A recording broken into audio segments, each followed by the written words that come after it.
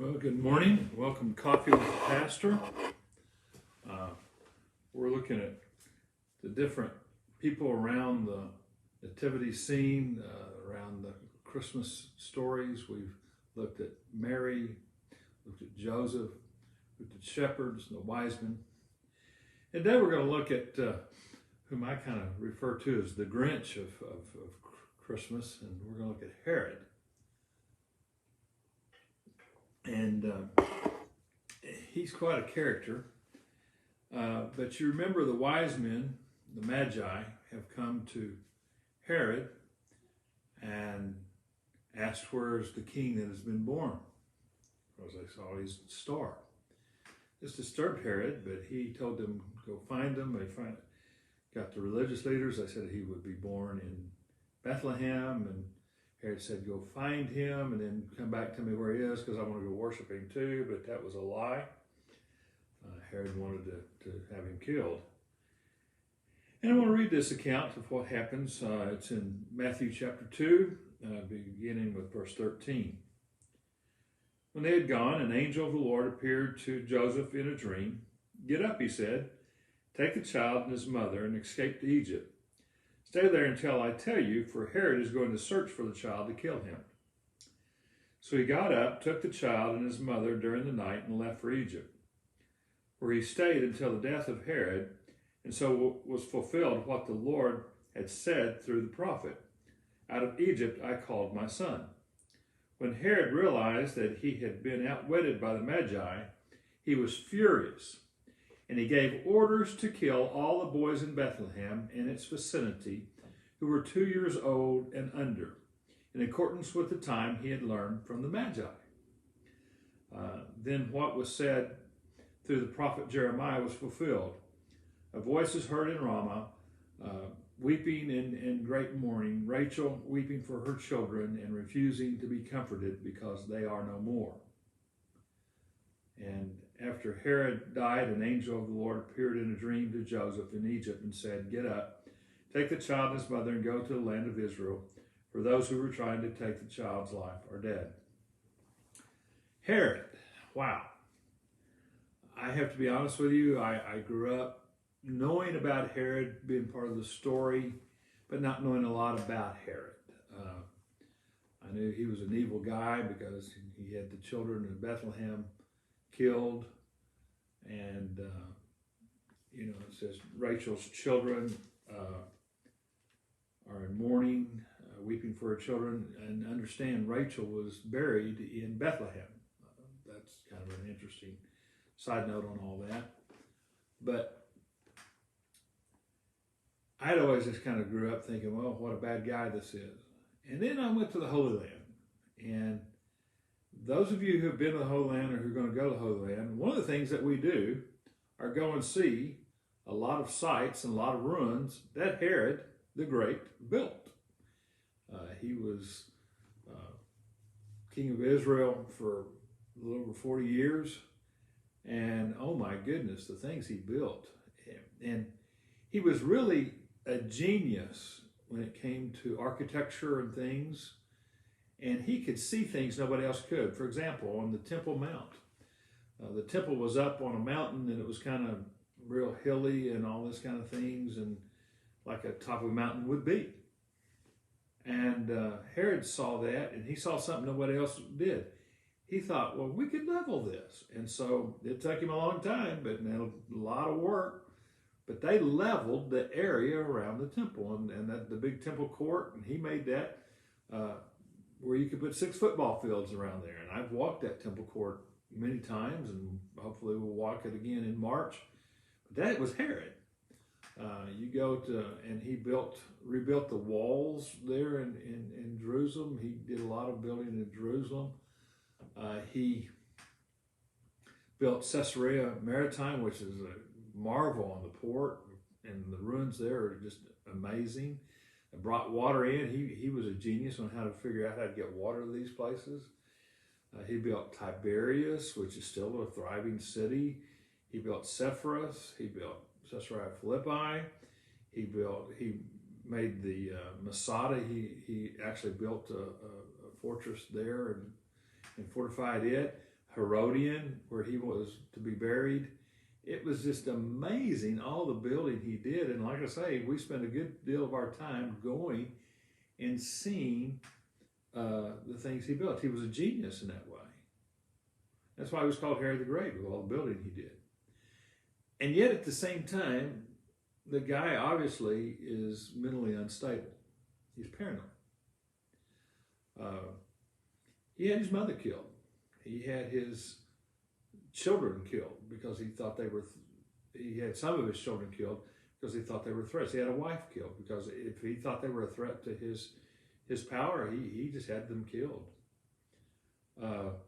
Historically, very interesting things that's not told a lot in churches, but a very interesting story about, he was a procurator. He's not in the line of David. I don't even think he's a Jew, but Herod was appointed by the Romans, and he was in part of the northern kingdom in charge of that. And he befriends Mark Antony. Y'all remember Mark Antony from history. Mark Antony and Octavius and Marcus are the ones that went and avenged the death of Julius Caesar with the group that wanted to take it back to Republic. And after the battle was won and they avenged Julius Caesar's death, they split the Roman Empire between the three. Mark Antony took Egypt and Israel and that area around in there. But we know from history the famous relationship he had with Cleopatra, and he actually had 3 children with Cleopatra. This disturbed Octavia. I think one of the reasons is that Mark Antony was married to Octavia's sister, but they had a war and they had a battle between Octavius and Mark Antony. Herod took Mark Antony's side, so he was on the losing side. But after that, and after Mark Antony was killed or died, Herod did something interesting. He went to Rome and got an audience with Octavia. But he thought he might be killed. So he goes there and he goes to him. He says, listen, I know, because Mark Antony had made him king of that area where he was at.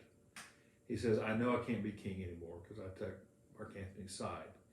And he just explained to Octavia, he said, I was a friend of Mark Antony's and I was going to be loyal. And he just talked to him about him being loyal to his friend Mark Antony. And by the time he got finished with that, Octavia looked at him and said, not only am I not going to kill you, but I'm going to make you, you're going to stay king.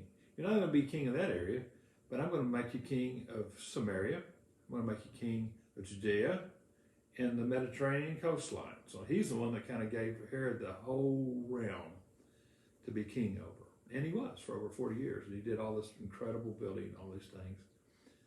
But he was horribly paranoid. Horribly paranoid. In fact, he was so paranoid that before he died, he had left orders, after he died, the kingdom was split up between his 3 sons. But he had left orders for his 3 sons and his wife to be killed after he died because he wanted people to mourn, and he was afraid nobody would mourn just his death. Fortunately, that commander did not did not do that order, but the guy was crazy. It would certainly be in his paranoia to have killed all the boys under 2 in Bethlehem. And that would have been right in his character what he would do.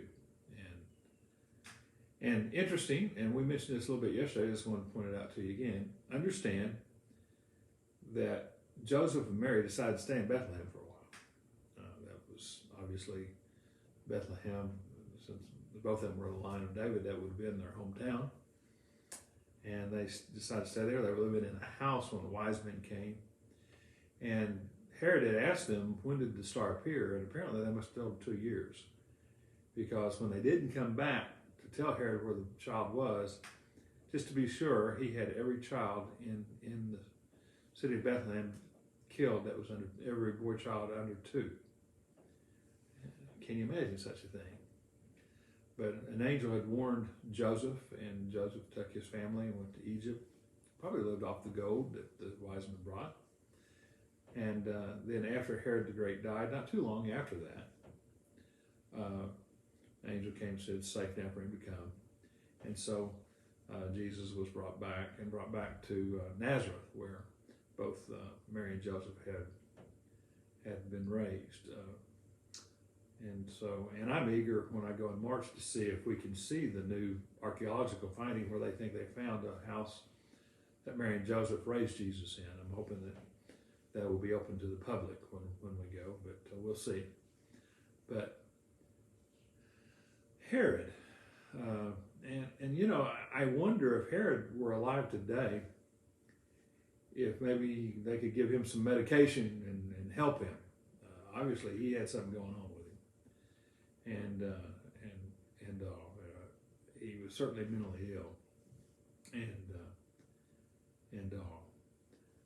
but interesting how God protected Jesus in all of that, and told the wise men not to go back, warned Joseph to go ahead and leave and go. And you know, a lot of us deal with Herods in our life, people who are mentally ill, people who are not mentally stable. They're hard.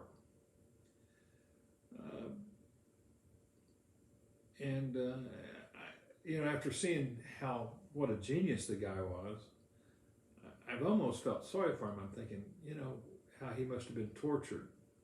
Doesn't excuse anything that he did, but I'm thinking, you know, sure would have been nice if they'd have had some medications to help him or do something to help him back then, and they didn't. But he is quite a character in history. And like I say, if you ever go with me to the Holy Land, or if you've been, a lot of what we see is what he built. And so, like him or love him or hate him, whatever, he's quite a figure in history. And Matthew points out there's 2 or 3 prophecies filled because of this. One, that Old Testament had prophesied that he would come out of Egypt. Just like the children of Israel came out of Egypt, out of slavery, Messiah would come out of Egypt too. Jesus did, fulfilled the prophecy. It also fulfilled the prophecy about the children weeping, and Rachel's children around Bethlehem weeping because of the babies being killed. So there were prophetic things that were fulfilled from this happening with Herod. Well, next week we're going to look a little bit more. I want to look at the lineage of Jesus a little bit, not all of it. And then we're going to look at the name of Jesus right before Christmas and all. And then we'll take a little Christmas break from Coffee with the Pastor. But next week I look forward to talking about the Christmas story a little bit more with the lineage and the name of Jesus, and the names of Jesus, actually. And so you have a great day, and I hope you're preparing for your Christmas. And I hope you have a very Merry Christmas. And I know that you know that Jesus is the reason for the season.